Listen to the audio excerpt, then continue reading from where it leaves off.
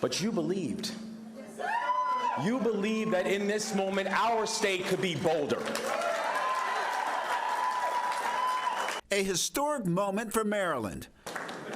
And it's because you believed that I stand here humbled and ready to become the 63rd governor of the state of Maryland. Wes Moore becoming the first black governor of the state. We stand divided, we cannot win. But if we stand united, we cannot lose. And Aruna Miller becoming the first woman of color and first immigrant as lieutenant governor. We're in America, the land of opportunity, where dreams do come true. You're watching DC News Now's special coverage of Maryland's historic inauguration. The station covering all of the DMV. This is DC News Now.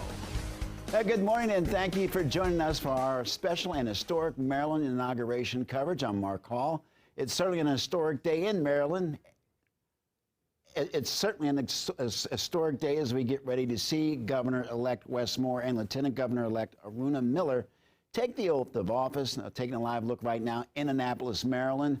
And we're in less than 30 minutes away from history. The event expected to draw large crowds, and that is where we have our team coverage today.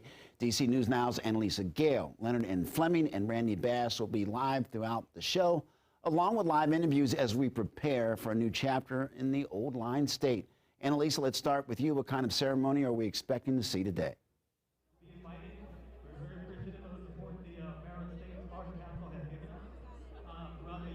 Mark, it's a really vibrant mood here in Annapolis. Was a little loud just a moment ago because we were hearing from a Puerto Rican band here. I'm going to step out of the way. This section is mainly for lawmakers who have arrived here. We saw some council members arriving from Montgomery County to be here for Moore's inauguration today, as well as lots of people who knew him and supported his campaign. On my way here on the bus with others, after we went through a security sweep, we were bussed in on a shuttle. I encountered some of his classmates who said they knew that this moment would come because they said that Moore was someone who displayed characteristics of someone who would one day become this person, the first black governor of Maryland. And we know also that Moore tweeted this morning that he spent his day by first starting at the Kunta Kinte Alex Haley Memorial in Annapolis to lay a wreath there. That's where 2 centuries ago he said that enslaved people arrived in this country against their will. He also said that today acknowledging that he will be inaugurated on this historic day at the state capitol, built by their hands. And today is a testament to the fact that progress is not inevitable. That's what he said there on Twitter this morning. Lots of folks still walking into this area. They're still coming in right now. Again, there is a security sweep that is usually done near the parking lots not far away from here, about a mile. And lots of them very excited to be here today. The weather not too bad here at the Capitol today in Annapolis. And so it's a perfect day for the inauguration, Mark. Talk a little bit about some of the folks that maybe you've talked to just in passing. A lot of optimism, a lot of excitement, a lot of anticipation. Talk about what folks are saying.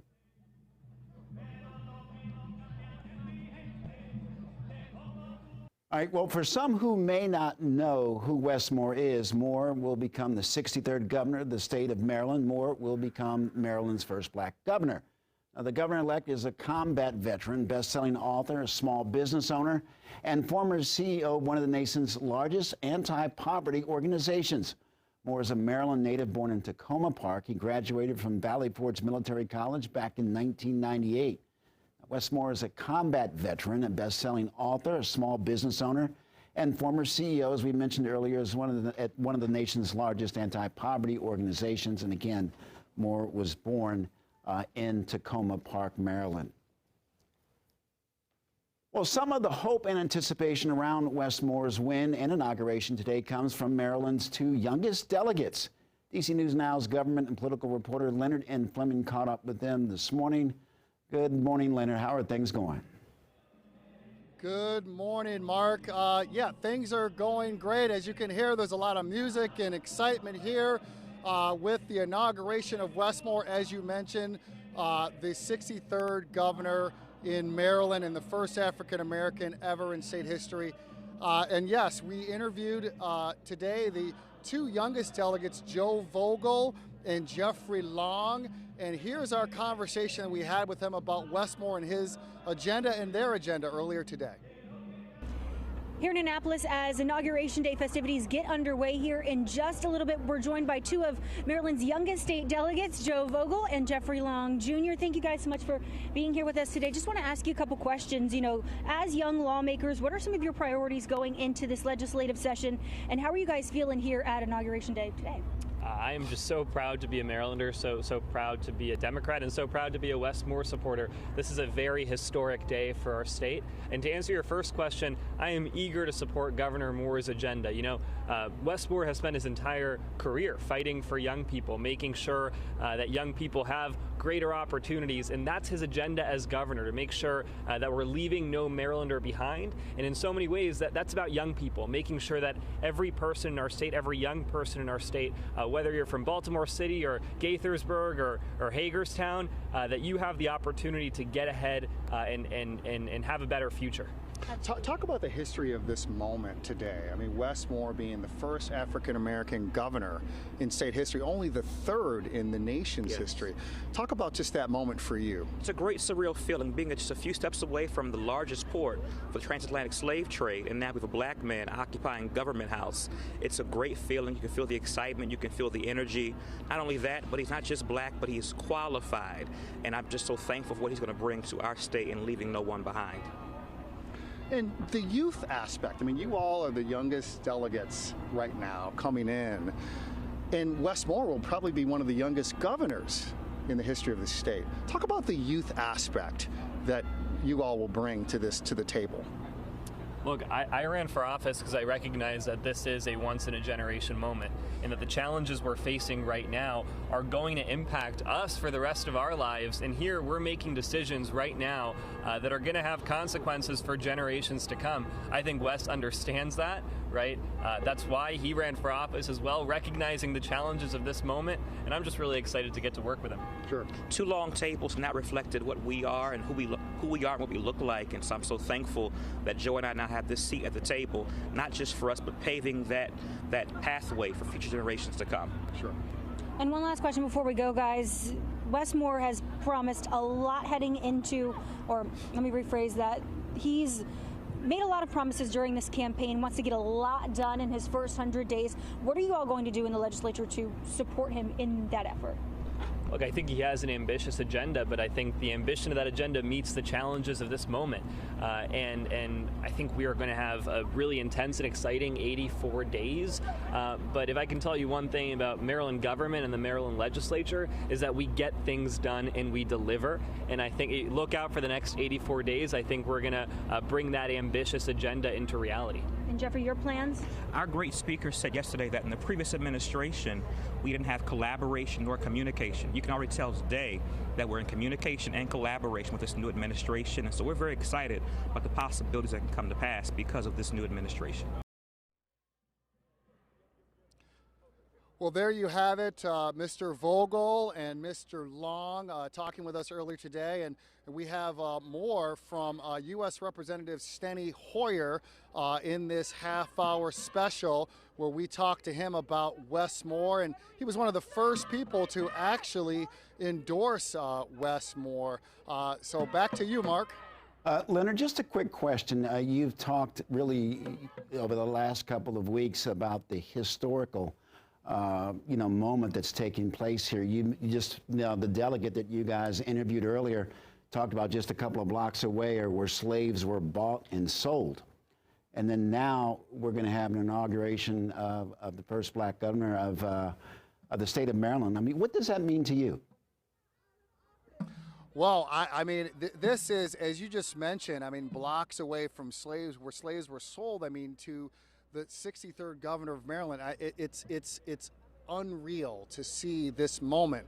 And the fact that Maryland has its first, and there have been many before him who've run for office. There have been several African Americans who've run for higher office, and Wes Moore was able to break through. And remember his background.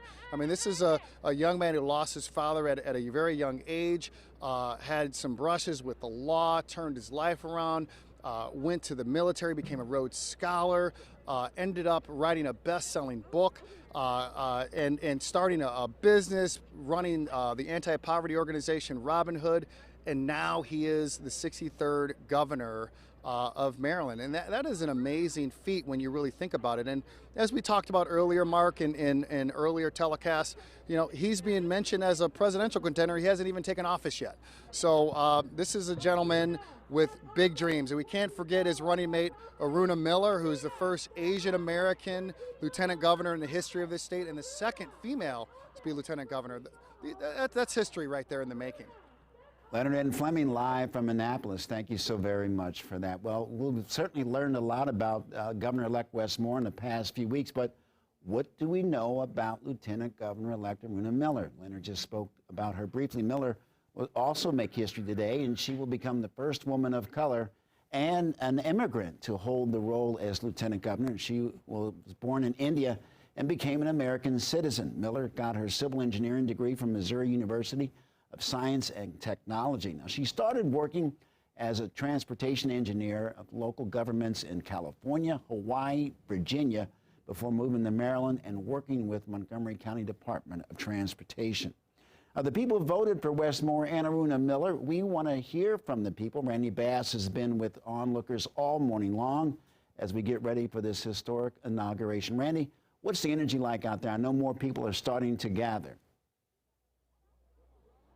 Yeah, Mark, good morning to you here from Annapolis. The crowd here is buzzing. People by the dozens are coming off of shuttle buses we just saw moments ago here to outside the State House. Many, many people here are lining up and sitting down, grabbing their seats. Some overflow seating, rather just standing room at this point. Really nowhere else to stand for people who are here today. We've talked to multiple people who say they're excited to be here.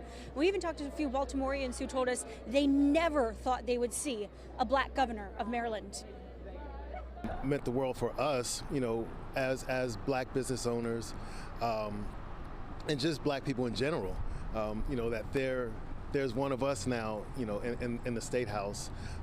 Everything that has happened from, especially being a Baltimorean, from Freddie Gray, seeing what happened there, Baltimore has its pain, its crime, its campaign against black boys, the squeegee kids, so much. There's just this narrative.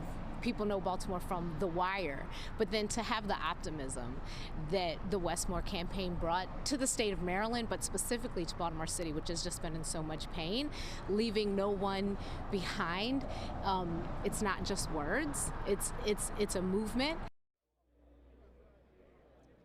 Yeah, the people we talked to, you just heard from them, they told us that they are actually small business owners in Baltimore, and during the pandemic, Wes Moore and his wife Dawn actually came out to help them during that time. So they say they're excited to be here today to support the people who supported them during a really tough time, and that was a while ago, and now they're here years later. Wes Moore actually elected governor at this point. A lot of time has passed since then, so they say they're excited to just be here today to support people coming from all over the state today. We've heard people getting on buses from Hagerstown, from the Eastern Shore, from all walks of life, from all across Maryland, just to be here today to support the governor-elect, soon to be governor of Maryland. Be sure to keep it here with DC News Now all morning long and into the afternoon, where we'll bring you live team coverage of today's historic events. Mark? Randy Bass, thank you very much, live from Annapolis. We will certainly have much more coverage right here on DC News Now. As you can see, final preparations are continuing for the inauguration of the 63rd governor of the state of Maryland, and his name is Wes Moore.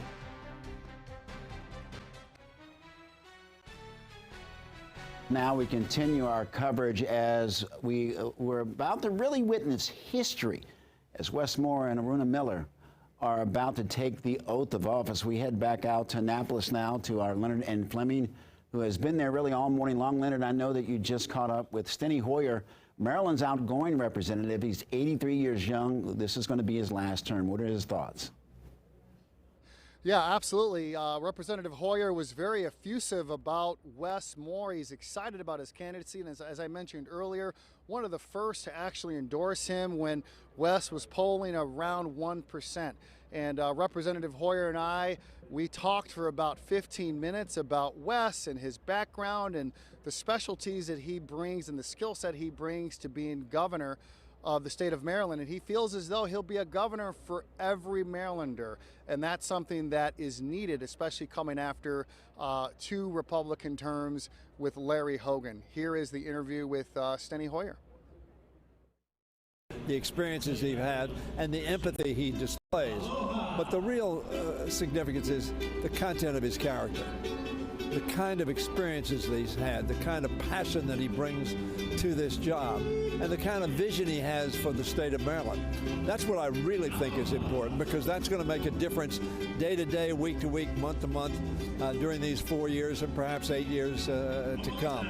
I think he's going to bring an energy and a vision, an empathy, and a determination to his job. Talk about that passion and that empathy that you speak of that I saw certainly on the campaign trail, and how that will translate to basically the things that he wants to accomplish, because he said he wants to move fast. Yeah.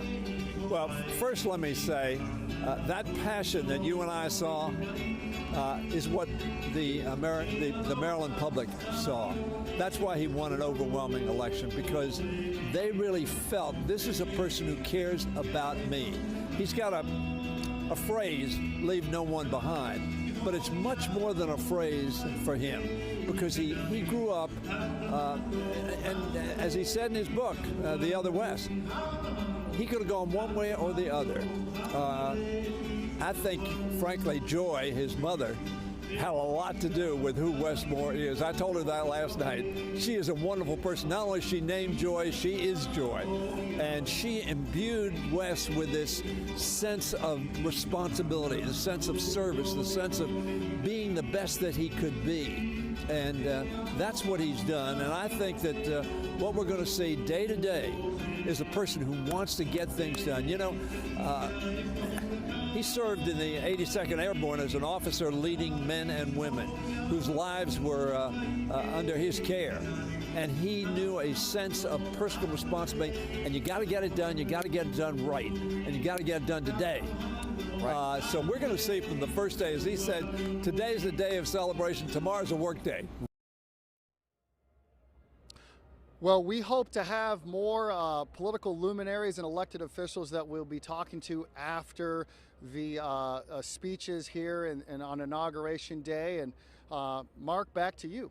All right, Leonard and Fleming, thank you so very much for that. We will continue our special coverage right here on DC News Now. We take another live look out in Annapolis, again, as more people continue to gather for the inauguration of Governor-elect Wes Moore and Lieutenant Governor-elect Aruna Miller. Well, as we continue our coverage of this historic inauguration happening, joining us now is co-founder and vice president of C3 Solutions, John Hart. And John, you were Senator Tom Corbin's longtime communications director and co-author, and you also worked with former U.S. Representatives Steve Largent, Hall of Famer Steve Largent, by the way, and Jim DeMint. And you hailed as one of the most effective and experienced communicators in the conservative movement. Your thoughts today on, today's about celebration, tomorrow or the days leading after this are about getting things done. What are your thoughts right now? Well, Mark, first of all, look, as a Maryland resident, I'm rooting for Wes Moore to be successful. Even though I'm a conservative, I'm a Republican. His success is my success as a farmer, as a landowner, as a business owner, and as a father. So I want him to succeed. And I think the measure of his success will depend on how does he reach out to people like me who are in the different party. And I worked very closely with Barack Obama when he was in the Senate, when I worked for Tom Coburn as his communications director. And I watched firsthand how Coburn and Obama collaborated. Looking at Wes Moore, I will tell you, make a prediction, Wes Moore has more natural talent than Barack Obama did at that time. Wes Moore is charismatic, he's brilliant intellectually, and he has a person of high character. So the expectation really is sky high for him, and ought to be, because he has the moral character of what real leadership means. And real leadership in politics is not telling your side what they want to hear. It's working with the other side. You know, in politics, to be a partisan is to critique the other team. To be a leader is to critique your own team.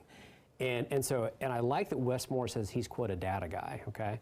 That is encouraging to me, but it's easy to become a demagogue guy in politics. So he has different data sets he has to reconcile. One data set is working with the representatives that you just interviewed, where the Democrats have an overwhelming majority, 78% in the state House and Senate. But Larry Hogan is leaving with 77% of approval rating. So he has to reconcile those two facts and govern accordingly. Talk about what has to happen behind the scenes, building relationships with both parties, especially the Republican Party, even though the Democrats have the power. You've been there, you've seen it. You bet. What has to happen behind the scenes in order for that to work? Well, first of all, it's going to take an incredible amount of self-control for Wes Moore to not do exactly what the state representatives want him to do. He's going to have to be countercultural and go against the grain of what the entrenched Democratic politicians want him to do.